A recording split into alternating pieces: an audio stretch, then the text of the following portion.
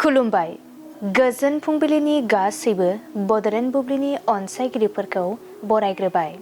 दिनै 13 मार्च बृहस्पतिबारनि फानजामुथिखौ फरायथिनो लादों आं उदांस्रि मुसाहारिया।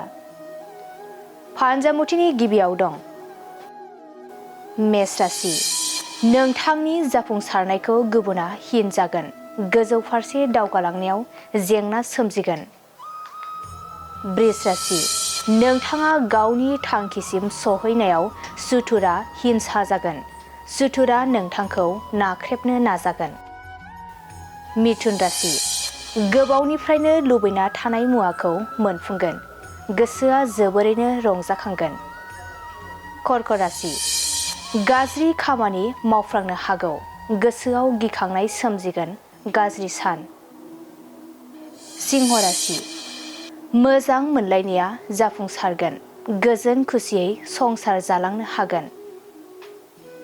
कन्या राशि। गोसोखौ जोबोरैनो गाज्रि मोनबाय थागोन।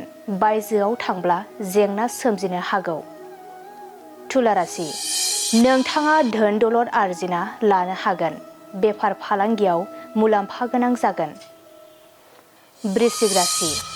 नखरनि सान्थिनि थाखाय गेदेर फुजा होनांगोन। नखराव जानाय जेंनाया जोबस्रांगोन। धनु राशि।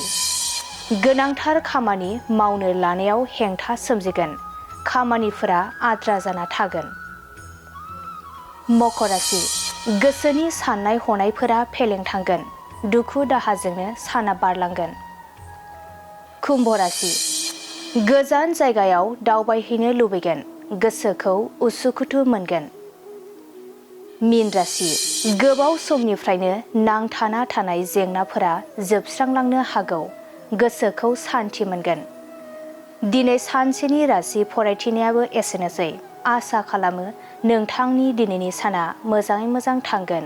बेखौ बड'लेण्ड बुब्लि नखरनिफ्राय मिजिंथिबाय। गोजोन्थों।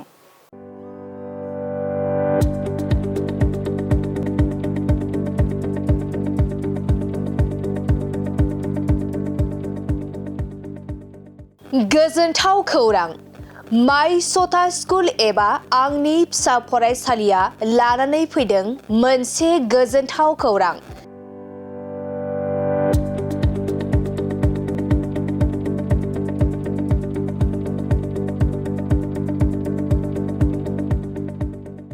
क'क्राझार सहरनि जेडि रडजों थांग्रा वार्ड नं 4 आव माय सथा स्कुल एबा आंनि फिसा फरायसालियाव day care, nursery, LKG, UKG नि थाखाय मुं थिसननाया सोलिगासिनो दं।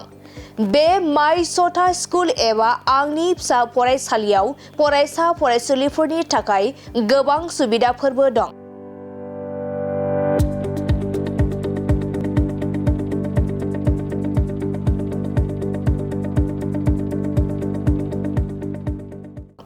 अब्ला नोंथाङा माखौथो नायबाय थाखो?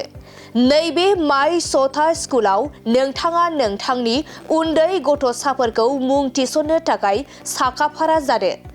माय सथा स्कुल एबा आंनि फिसा फरायसालियाव नोंथाङा थोंजोङै खौरां लानो थाखाय 8099887781 नङाब्ला 9531281982 बे मबाइल नाम्बारनि गेजेरजों खौरां लाहरनो हागोन।